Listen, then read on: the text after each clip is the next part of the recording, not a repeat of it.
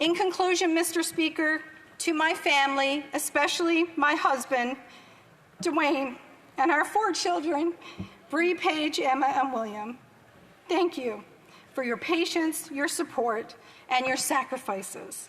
Because as many working mothers know, the balance isn't always easy.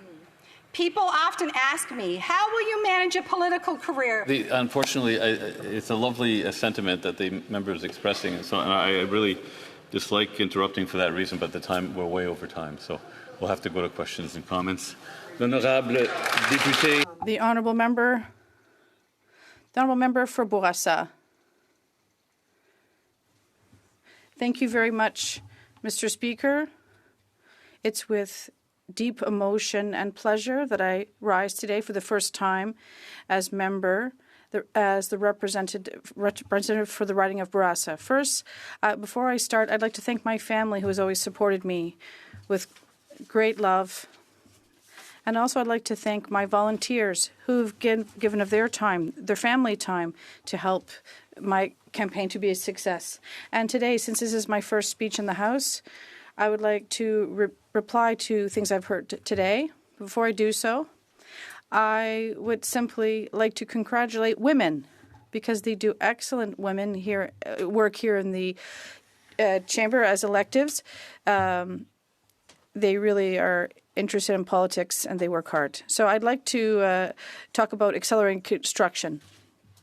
The member, I know this is a new member, but I'd like to remind him that he has to speak through the chair, through the speaker.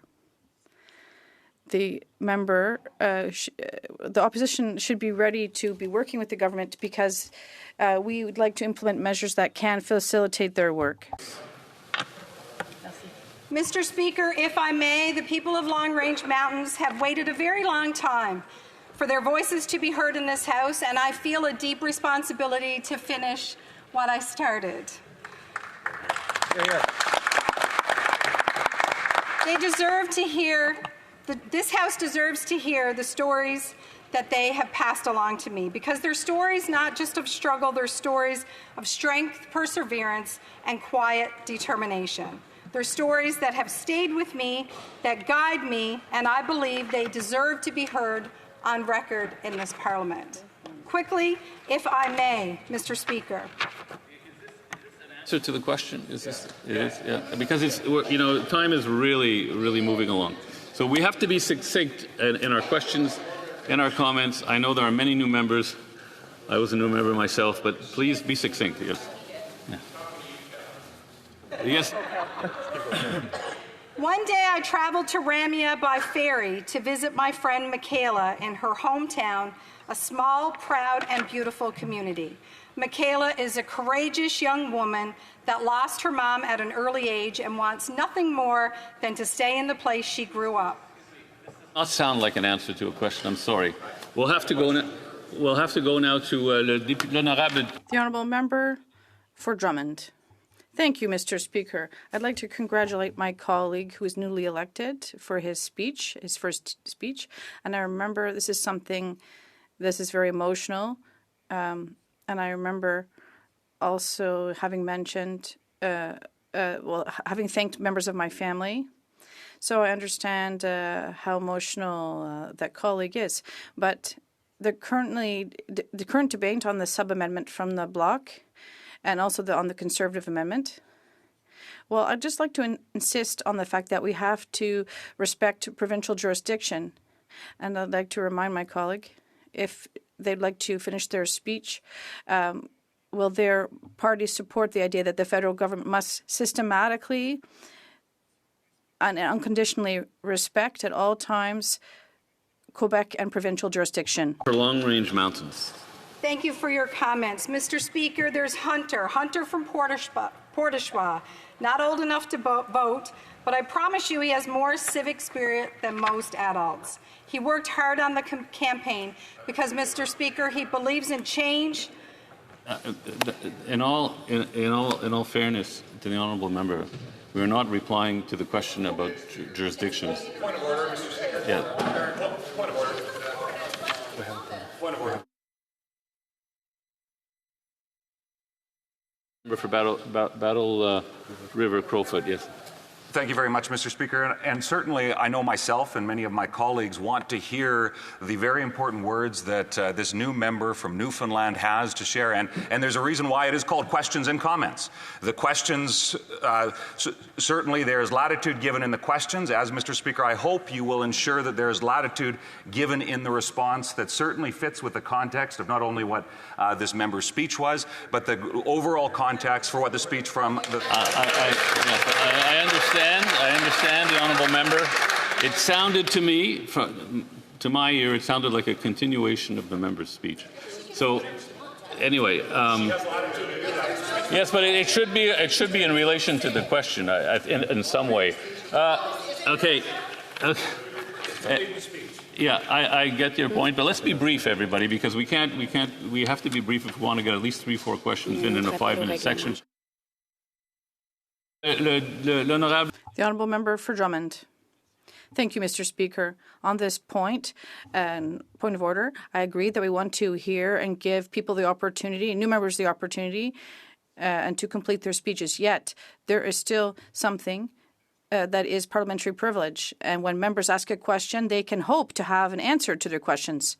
I have no problem hearing the member's speech, but she could continue it at another occasion. Right now, we need to respond to questions, and questions deserve answers. And the official opposition shouldn't be doing like the government usually does and not answer questions asked by members.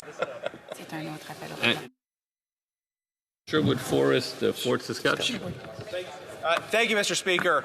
We frequently have reason to object to the responses we receive from seasoned government ministers. The fact that we ask questions in this House and government ministers who have been elected for a very long time stand up and say things that have absolutely no relationship to the topic or the question being asked. So I find it a little bit surprising that we see kind of a new standard being invented in relation to questions and comments for a new member that is not being applied to ministers of the Crown. If you wish to require ministers of the Crown to answer questions from the opposition, though, I think that would be great, and I would look forward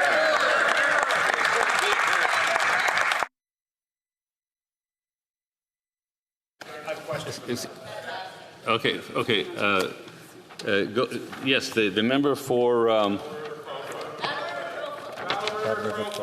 Battle River Crowfoot. The member for Battle River Crowfoot. Let's be succinct, though.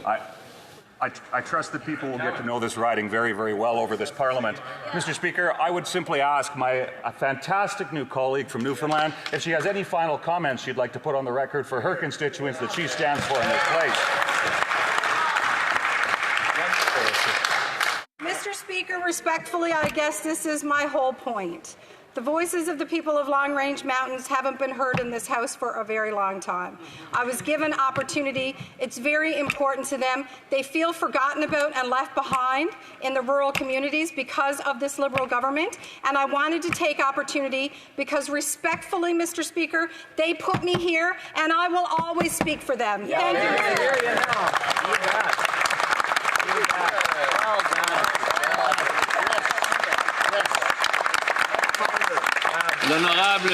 The honourable member for Drummond. I'm not talking about the same point of order, but there is something we all have to remember. It's our duty to respect the security of the interpreters. My colleague was really hitting the microphone, and it is dangerous for the health of our interpreters who have to do their work with headphones on. So I'd like to remind everyone that microphones are very visible now, and we should be careful not to manipulate them or hit anything against them. The honourable member raises a very important point.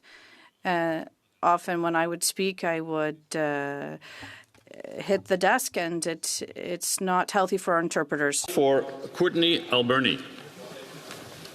First, I want to acknowledge my colleague and congratulate her on her election. But Mr. Speaker, I want to highlight something that's happening in the fish industry and something that she'd be concerned about, I bet, if this was happening in Newfoundland. Right now in British Columbia, harvesters are being displaced by foreign acquisition of Canada's commercial fishing licenses and quotas. And right now, Canada doesn't currently have any limitations on foreign ownership or commercial fishing licenses and quotas in the Pacific region. This is impacting the livelihood of small operators, and this is a practice only on the West Coast, Mr. Speaker. So through you to my colleague, I'd like to ask her, how would Newfoundlanders react if foreign owners were allowed to acquire licenses and they didn't even have to fish it, Mr. Speaker, something that this government, this Liberal government, has failed to address? Very short response because we're well over time. Thank you. Mr. Speaker, I will always speak for the fish harvesters in my riding. There's lots of coastal communities. It's a very important industry. So thank you, Mr. Speaker. I will always represent them fairly and respectfully. Great job. Great job. Great job.